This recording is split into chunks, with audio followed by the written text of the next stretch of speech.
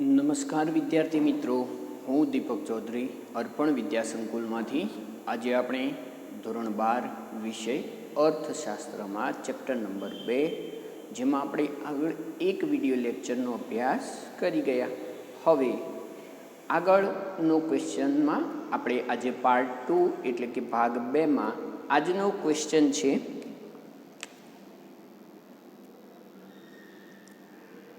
આર્થિક વિકાસના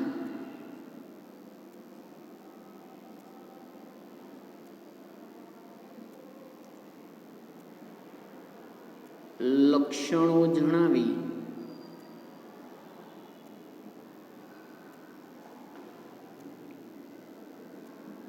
મર્યાદાઓ ચર્ચો. વિદ્યાર્થી મિત્રો, આ પ્રશ્ન 3 ગુણમાં પણ પૂછાઈ શકે અને 5 ગુણમાં પણ પૂછાઈ શકે છે. આખો પ્રશ્ન પૂછાય તો જે આપણે આગળના વિડીયો લેક્ચરમાં ચર્ચા કરી કે આર્થિક વિકાસનો અર્થ આપી તેના લક્ષણોની ચર્ચા કરી, મર્યાદાઓ સમજાવો. તો અહીંયા આપણે આર્થિક વિકાસના લક્ષણો શું છે, આર્થિક વિકાસ શું છે, એટલે કે આર્થિક વિકાસની વ્યાખ્યા એ આગળના વિડીયો લેક્ચરમાં આપણે જોઈ ગયા. આર્થિક વિકાસ એ બહુપરિમાણીય પ્રક્રિયા છે, માઇકલ ટોડેરોએ કહ્યું હતું. હવે આપણે અહીંયા આર્થિક વિકાસના લક્ષણોની ચર્ચા કરીશું. તો સૌથી પહેલો પોઈન્ટ આપણો લક્ષણો.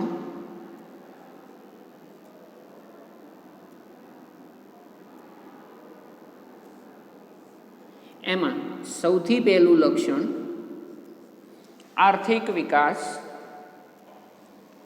થી મૂડી સર્જનમાં વધારો. મૂડી સર્જનમાં વધારો આર્થિક વિકાસનું પહેલું લક્ષણ છે, મૂડી સર્જનમાં વધારો. મૂડી એટલે આપણે 11મા ધોરણમાં શીખીને આવ્યા છે મૂડીની વ્યાખ્યા, બરાબર, કે જે માણસ દ્વારા ઉત્પાદિત શ્રમ કાર્ય ઉત્પાદનના કાર્યમાં જે મદદરૂપ થાય અને માનવ સર્જિત સાધન છે એને આપણે મૂડી તરીકે ઓળખીએ છીએ. તો અહીંયા મૂડીમાં વધારો એટલે કે જ્યારે વિકાસ વધે છે ત્યારે નાણાંના પુરવઠા, નાણાંની માંગમાં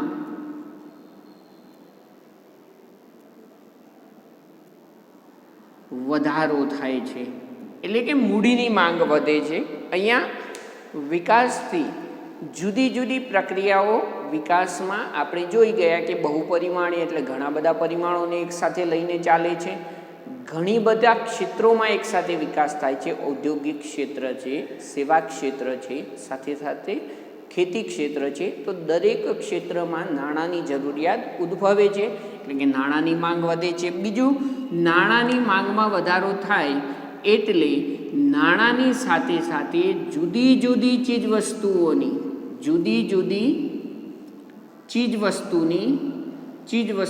માંગમાં વધારો.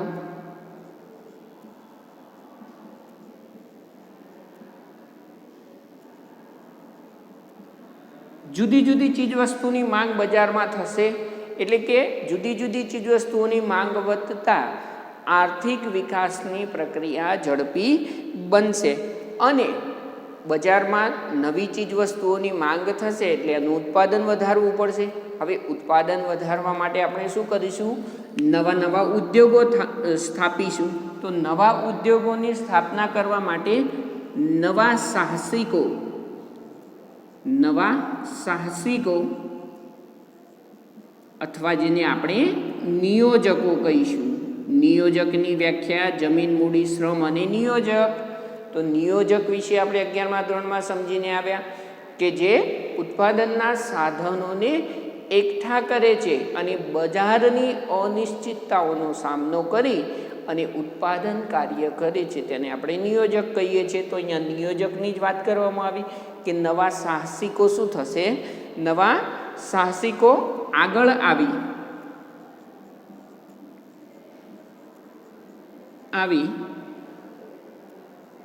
મૂડીરોકાણ કરશે.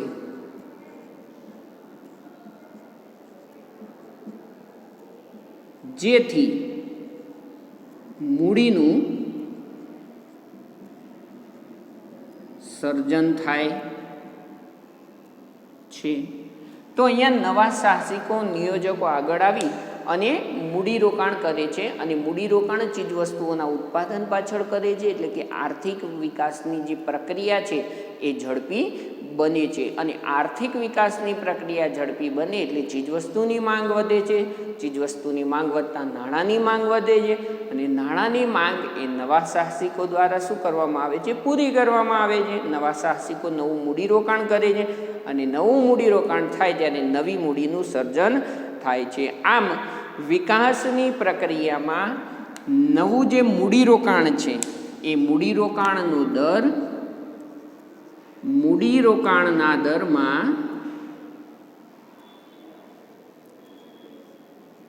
મૂડીરોકાણના દરમાં વધારો થાય છે।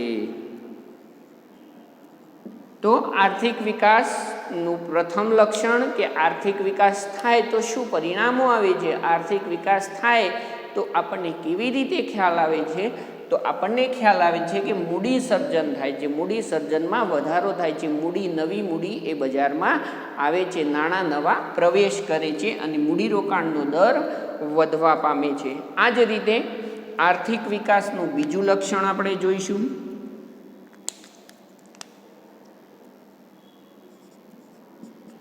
આર્થિક વિકાસ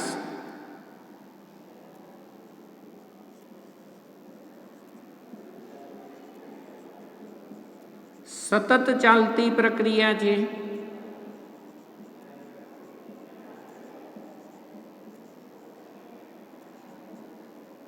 બીજું લક્ષણ એનું છે કે આર્થિક વિકાસ એ સતત ચાલતી પ્રક્રિયા છે। આર્થિક વિકાસની આપણે શરૂઆત કરીએ છીએ ત્યારે આર્થિક વિકાસ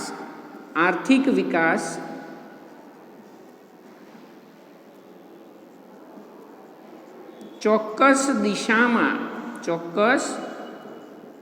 દિશામાં આપણે આર્થિક વિકાસની શરૂઆત કરીએ ત્યારે ચોક્કસ દિશામાં આપણે જે પરિવર્તનો લાવીએ છીએ અથવા તો ચોક્કસ દિશામાં નિયત ક્રમમાં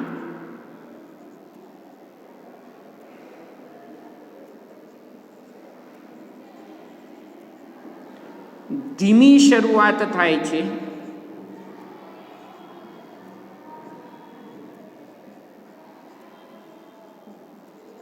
કે આર્થિક વિકાસની પ્રક્રિયાની જ્યારે શરૂઆત કરીએ ત્યારે આપણે જાણીએ છીએ કે શ્રીમતી ઉર્સુલા હિક્સે આપણને કહ્યું કે વિકાસશીલ દેશોમાં આર્થિક પ્રશ્નોનું નિરાકરણ કરવામાં આવે તેને વિકાસ કહીએ છીએ। તો આર્થિક વિકાસની જે તે વ્યાખ્યાઓમાં આપણે જોયું કે જે દેશો ગરીબ છે, જે દેશો એ પછાત છે અને એમનો વિકાસ થયો નથી, ત્યાં ભૌતિક સુખ સુવિધાઓ નથી, ત્યાં લોકો ગરીબીમાં જીવે છે, તો એવા લોકોની જે જીવન ધોરણ છે, જે પ્રાથમિક જરૂરિયાતો છે એને પૂર્ણ કરીએ ત્યારે એ ધીમે ધીમે શરૂઆત થાય છે।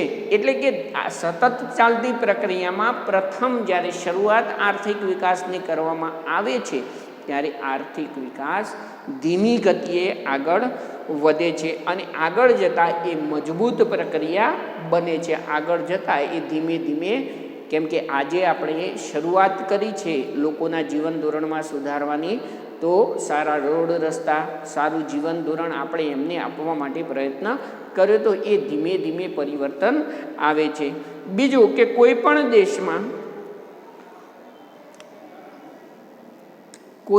દેશમાં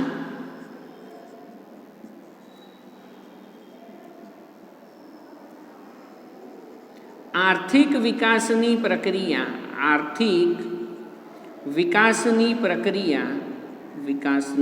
પ્રક્રિયાને શરૂ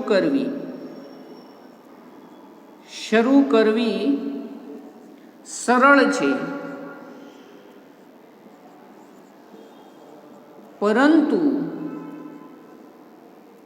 તેને ટકાવી રાખવી મુશ્કેલ છે।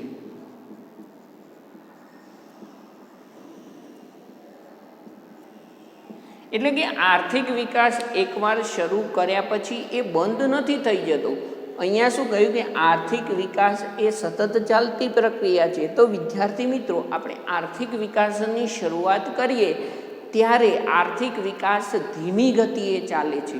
શરૂઆતમાં ધીમે ધીમે એમાં પરિવર્તનો આવે છે, પરંતુ જેમ જેમ એ આર્થિક વિકાસની પ્રક્રિયા આગળ વધે છે તેમ તેમ એ મજબૂત પ્રક્રિયા બને છે. અને કોઈ પણ દેશમાં આપણે આર્થિક વિકાસની પ્રક્રિયા શરૂ કરીએ ત્યારે એ સરળ હોય છે, પરંતુ એને ટકાવી રાખવી, આગળ વધારવી એ ખૂબ મુશ્કેલ બને છે. કે આર્થિક વિકાસની પ્રક્રિયા આજે શરૂ કરી, આજે લોકોનું જીવન ધોરણ સુધર્યું, તો એ સુધારો પછી આગળ વધુને વધુ કરવો પડતો હોય છે. એટલા માટે એને ટકાવી રાખવી મુશ્કેલ હોય છે, જાળવી રાખવી એને મુશ્કેલ હોય છે. બીજું કહીએ તો શરૂઆતમાં ઝડપી હોય છે આર્થિક વિકાસની પ્રક્રિયા.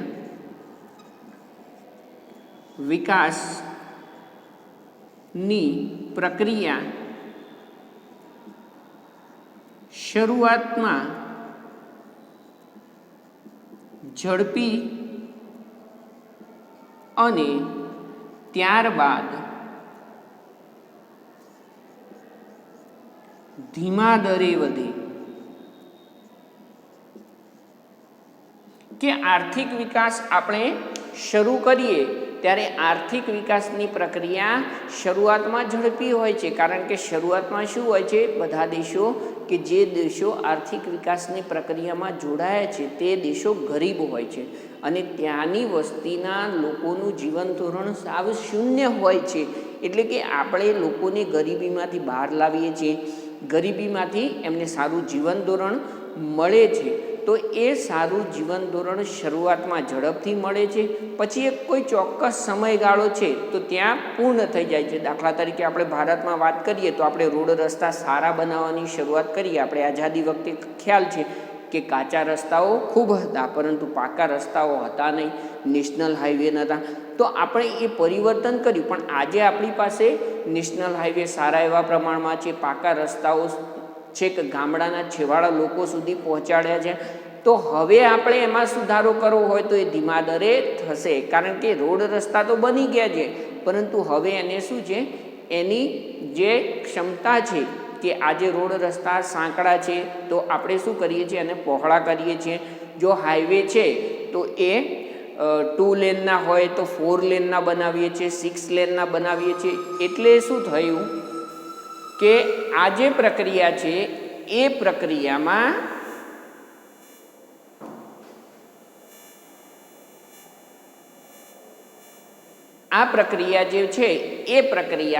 આપણે ધીમે ધીમે શરૂઆત થાય છે. કે શરૂઆતમાં એ ઝડપી હોય છે, ત્યારબાદ વધે તો છે પણ ધીમા દરે વધે. એવી જ રીતે આપણે કહીએ કે અમેરિકા છે તો અમેરિકા જેવા દેશમાં આર્થિક વિકાસ વધારે છે. એટલે કે ત્યાં શું છે, માત્ર જે પણ ફેસિલિટી પ્રોવાઈડ કરવામાં આવે છે અથવા તો જે પણ સુખ સગવડો, ભૌતિક સુવિધાઓ આપવામાં આવે છે એમાં થોડાક ઘણા અંશે વધારો કરી શકાય છે. બરાબર. તો આ રીતે આપણે કહી શકીએ કે આર્થિક વિકાસની જે પ્રક્રિયા છે એ પ્રક્રિયા શરૂઆતમાં ઝડપી હોય છે, ત્યારબાદ એ ધીમા દરે વધે છે. બરાબર. હવે એનાથી આગળ તો માંગમાં પરિવર્તન, ત્રીજું એનું લક્ષણ છે.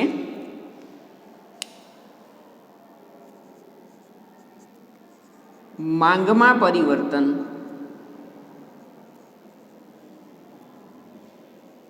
તો વિદ્યાર્થી મિત્રો, ચીજ વસ્તુની માંગમાં પરિવર્તન આવે છે. એટલે કે લોકોની આવક વધતા, આર્થિક વિકાસ થતાં લોકોની આવક વધતા માંગ વધે છે. તો લોકોની આવકમાં જ્યારે વધારો થાય છે ત્યારે માંગમાં પરિવર્તન આવે છે. એટલે કે લોકોની રસ, રુચિ, ટેવ, ફેશન બધું બદલાય છે. લોકોની રસ, રુચિ, ટેવ બદલાય છે.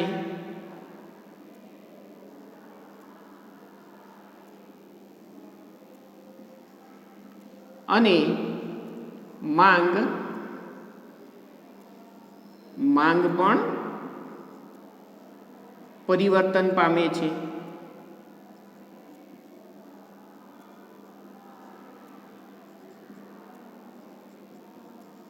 દાખલા તરીકે આપણે વાત કરીએ તો જાડા ચોખા અને બાસમતી ચોખા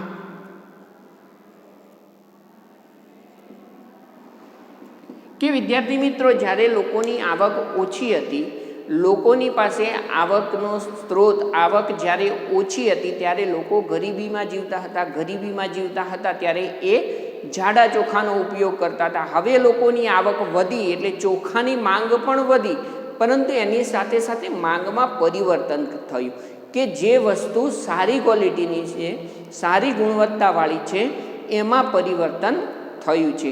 એટલે કે જે ચોખાની માંગ હતી એ ચોખાની માંગ તો યથાવત રહી, પરંતુ એની ગુણવત્તાલક્ષી માંગમાં પરિવર્તન થયું. એટલે કે આમ પ્રાથમિક વસ્તુની માંગ ઝડપથી વધે છે. પ્રાથમિક વસ્તુની માંગ ઝડપથી વધે છે. લોકો પ્રાથમિક જીવન જરૂરિયાતની ચીજ વસ્તુઓની માંગ વધારે પ્રમાણમાં કરે છે. બરાબર. હવે ચોથું લક્ષણ, આર્થિક વિકાસ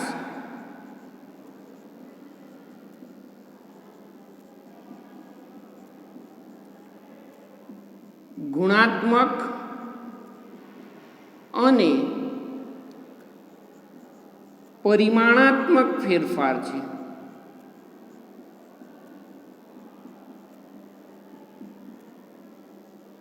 આ એનું લક્ષણ છે કે આર્થિક વિકાસ ગુણાત્મક અને પરિમાણાત્મક ફેરફાર છે. હવે ગુણાત્મક એટલે આપણે કહીએ કે આત્મલક્ષી બાબતો. બરાબર. આત્મલક્ષી બાબતો એટલે શું? તો લોકોનું જીવન ધોરણ સુધરે, લોકોના જીવન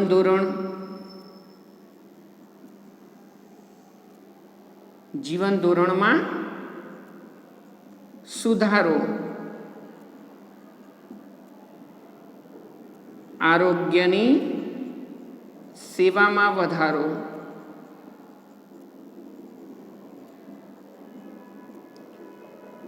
વગેરે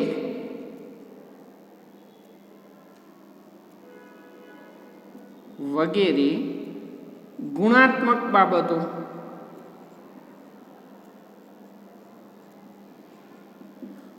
જ્યારે આપણે જોઈએ છીએ કે લોકોના જીવન ધોરણમાં સુધારો થાય, લોકોની આવક વધે એટલે ચીજવસ્તુઓની માંગ પણ વધી, એના લીધે લોકોનું જીવન ધોરણ સુધર્યું, લોકો સારા કપડાં, સારા રહેઠાણ અને સારો ભોજન લેતા થયા. એટલે શું થયું કે લોકોનું જીવન ધોરણ સુધર્યું. જીવન ધોરણ સુધરતા લોકો આનંદ, સુખ, આ બધા જે આત્મલક્ષી બાબતો છે એ બાબતોમાં પણ વધારો થાય છે, લોકોની એ બાબતોમાં પણ સુધારો થાય છે. એટલા માટે આપણે કહીએ કે આર્થિક વિકાસ એક ગુણાત્મક બાબત છે કે જે લોકોના મનોભાવો સાથે પણ જોડાયેલી છે, અને બીજી બાજુ આર્થિક વિકાસ એ પરિમાણાત્મક બાબત છે. પરિમાણ એટલે કે માપવું. તો માપન શેનું થઈ શકે? ઉત્પાદનમાં વધારો,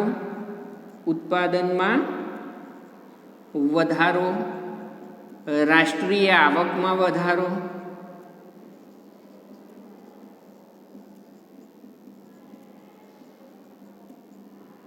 માથાદીઠ આવકમાં વધારો,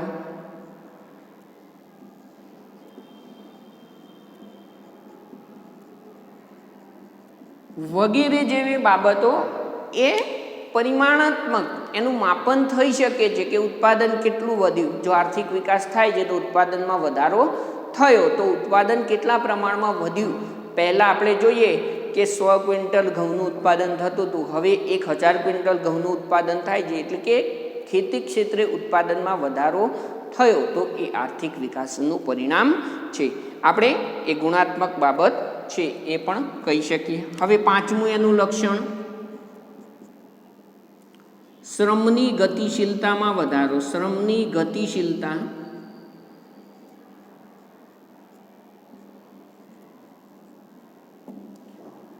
આર્થિક વિકાસનું પાંચમું લક્ષણ, શ્રમની ગતિશીલતા વધી. એટલે કે શ્રમની ગતિશીલતા કેમ વધે? શ્રમની ગતિશીલતા એટલે શું? તો શ્રમ એક જગ્યાએથી બીજી જગ્યાએ જવું. આપણે અહીંયાથી કોઈ વ્યક્તિ અમદાવાદમાં કામ કરતો હોય ફેક્ટરીમાં અને હવે એ સુરતમાં જઈને કામ કરે છે, તો કામ તો કરે જ છે, શ્રમ અહીંયા પણ કરતો હતો અને શ્રમ સુરતમાં પણ કરશે, પરંતુ એ વ્યક્તિ અમદાવાદથી સુરત ગયો એટલે શું થયું કે એની શ્રમની ગતિશીલતા હતી અહીંયાથી સુરત પહોંચી, એટલે કે શ્રમની ગતિશીલતા વધી. પહેલાં જ્યારે આર્થિક વિકાસ નહોતો ત્યારે લોકો ગામડામાં ખેતી ઉપર નિર્ભર વધારે રહેતા. હવે આર્થિક વિકાસ થયો એટલે નવા ઉદ્યોગો સ્થપાયા એટલે લોકોની માંગ વધે, ત્યાં મજૂર વર્ગની અને નોકરી કરવાવાળા વર્ગની માંગ વધે એટલે લોકો ગામડા તરફથી શહેર તરફ આવ્યા. પરંતુ એ શેનું પરિણામ હતું કે શિક્ષણમાં વધારો થતાં શ્રમની ગતિશીલતા વધી.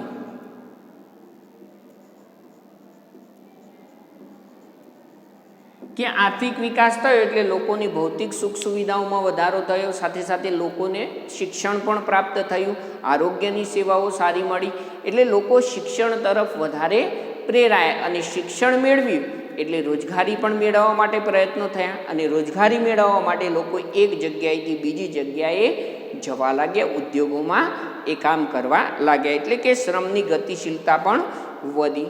હવે આગળ જોઈએ આપણે કે આર્થિક વિકાસ થવાની સાથે સાથે આપણે કયા કયા ફેરફારો એ થાય છે, આર્થિક વિકાસમાં કયા ફેરફારો પણ જોવા મળે છે એ આપણે અહીંયા જોઈશું. તો આર્થિક વિકાસ થવાની સાથે સાથે ટેકનોલોજીમાં પરિવર્તન થવું એ પણ એક આર્થિક વિકાસનું લક્ષણ જ છે. આર્થિક વિકાસનું લક્ષણ છે કે ટેકનોલોજીમાં ફેરફાર થાય, ટેકનોલોજીમાં પરિવર્તન થવું. તો આપણું છઠ્ઠું લક્ષણ છે આર્થિક વિકાસનું. આર્થિક વિકાસ થયો કે નથી થયો એ આપણે એના લક્ષણો દ્વારા જાણી શકીએ કે આર્થિક વિકાસ થાય તો શું પરિવર્તન આવે છે. તો અહીંયા ટેકનોલોજીમાં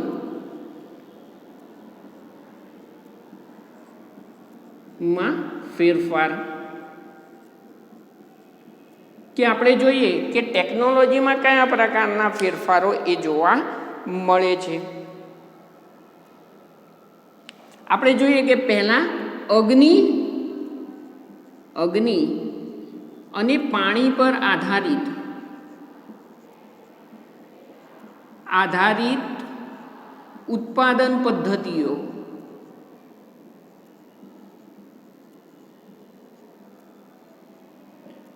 તો પહેલાં આપણે જે પણ ચીજ વસ્તુઓનું ઉત્પાદન કરતા હતા એમાં અગ્નિ અને પાણી ઉપર આધારિત ઉદ્યોગો, ઉત્પાદન પદ્ધતિઓનો ઉપયોગ કરતા હતા. હવે જ્યારે આર્થિક વિકાસ થયો ત્યારે કોલસો અને ડીઝલ એન્જિન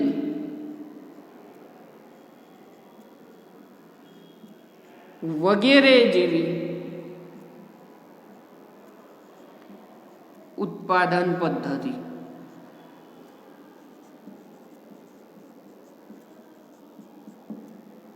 કે આપણે જ્યારે આર્થિક વિકાસ નહોતો થયો ત્યારે જે આપણે ટેકનોલોજીનો ઉપયોગ કરતા હતા એ ટેકનોલોજી કેવી હતી?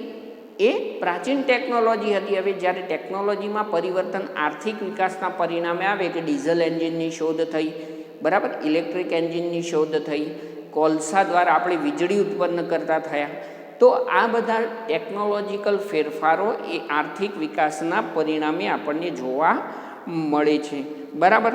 અને આ બધી પદ્ધતિઓ અપનાવતા વિકાસનો જે દર છે એ વિકાસ દર ઝડપથી વધે છે. હવે આપણે વિકાસ દરમાં ઝડપથી વધારો કરવો હોય તો ટેકનોલોજીમાં ફેરફારો કરવા જ પડે છે, ટેકનોલોજીમાં પરિવર્તન લાવવું જ પડે છે. એમ હવે આગળ જોઈએ તો દેશમાં આર્થિક વિકાસ જ્યારે થાય છે ત્યારે કયું લક્ષણ જે છે સાતમું, તો સૌપ્રથમ પગથિયું, સૌથી પહેલું પગથિયું કહી શકાય કે આર્થિક વિકાસ થવાથી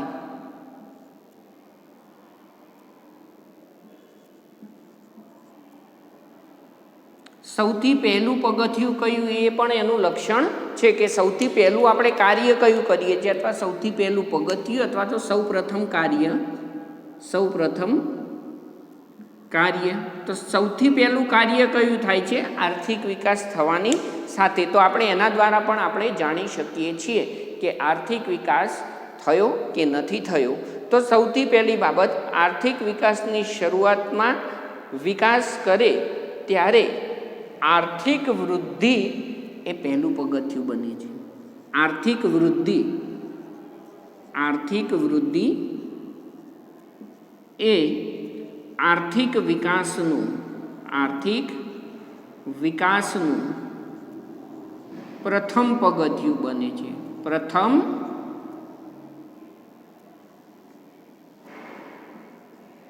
પગથિયું કે જ્યારે આપણે આર્થિક વિકાસની શરૂઆત કરીએ ને ત્યારે સૌથી પહેલું કામ આપણે આર્થિક વૃદ્ધિ કરવી પડે છે કેમ કે આર્થિક વૃદ્ધિ એ ઉત્પાદન સાથે સંકળાયેલી બાબતોમાં છે એટલે કે ઉત્પાદનમાં વધારો કરવો પડે લોકોની ભૌતિક સુખ સુવિધાઓમાં વધારો કરવો પડે તો આ બધી બાબતો એ આર્થિક વિકાસ સૂચવે છે બરાબર હવે એના પછીનું લક્ષણ જોઈએ તો 8મું લક્ષણ છે વિકસતા દેશોનું લક્ષણ વિકસતા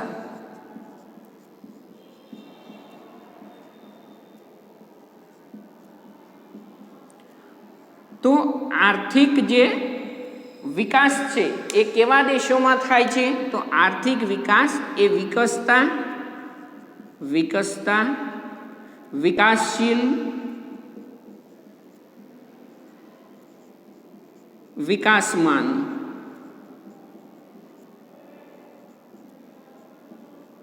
દેશોમાં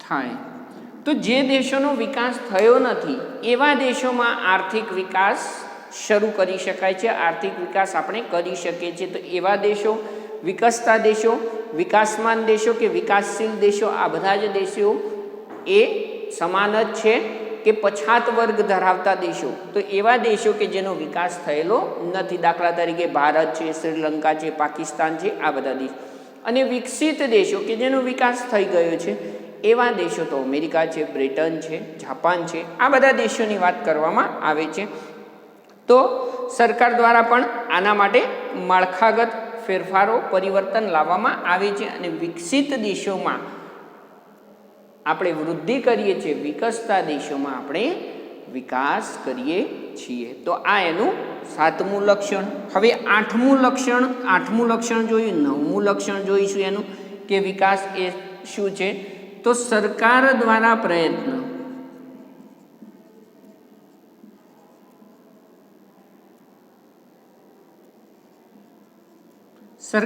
પ્રયત્ન કરવામાં આવે છે જુદા જુદા પ્રયત્નો તો કયા પ્રયત્નો કરવામાં આવે છે માળખાગત સુધારા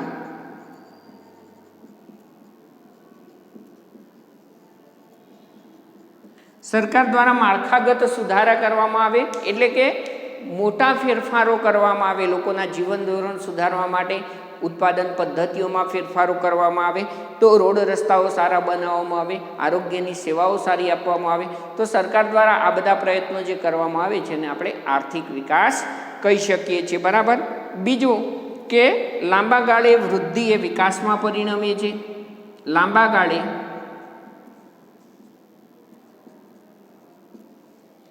ગાળે આપણો જે વિકાસ છે એ વૃદ્ધિમાં પરિણમે છે વિકાસ વૃદ્ધિમાં પરિણમે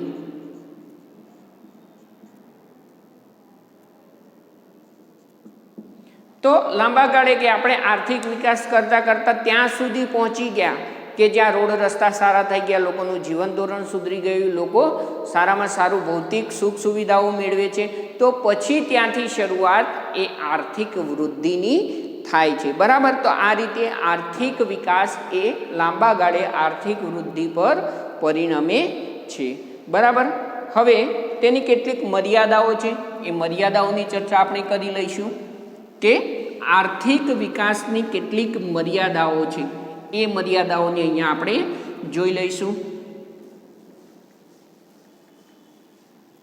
આપણે આર્થિક વિકાસના જે લક્ષણો હતા એ 9 લક્ષણો જોઈ લીધા. હવે એની મર્યાદાઓ, આર્થિક વિકાસની મર્યાદાઓ શું છે? તો એમાં સૌથી પહેલી મર્યાદા એ દેશની પ્રગતિ દર્શાવે, દેશની પ્રગતિ દર્શાવે, માનવ વિકાસ નહીં, માનવ વિકાસ નહીં. તો આર્થિક વિકાસ એ દેશની માત્ર પ્રગતિ દર્શાવે છે કે દેશ આટલો સંપન્ન, સુખી સંપન્ન બન્યો. માણસની પ્રગતિ કેટલી થઈ એ દર્શાવતું નથી. બીજું છે આર્થિક વિકાસ માપવાનું, માપનનું કામ, માપનનું કાર્ય મુશ્કેલ છે. તો આપણે આર્થિક વિકાસમાં લોકોની સુખ સગવડોમાં વધારો થયો તો એને કેવી રીતે માપવું એની ચોક્કસ પદ્ધતિઓ છે નહીં, એટલે કે એના માપનનું કાર્ય જે છે એ મુશ્કેલ છે.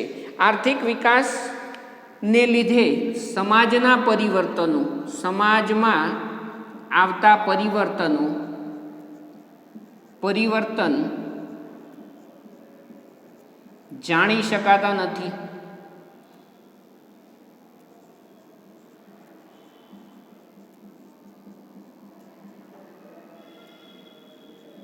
આ પણ એની મર્યાદા છે કે સમાજમાં કયા પરિવર્તનો થયા છે, કેવા પ્રકારના પરિવર્તનો થયા છે એ આપણે આર્થિક વિકાસ દ્વારા જાણી શકતા નથી. કારણ કે આર્થિક વિકાસમાં આપણે ઉત્પાદન વૃદ્ધિ, આરોગ્યની સેવાઓ સારી, લોકોની ભૌતિક સુવિધાઓમાં વધારો કરી શકીએ છીએ, પરંતુ સામાજિક બાબતોનો ત્યાં અભ્યાસ કરવામાં આવતો નથી.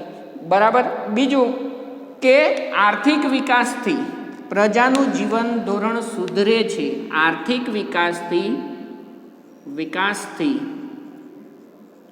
પ્રજાનું જીવન ધોરણ સુધરે છે તે સ્પષ્ટપણે કહી શકાય નહીં.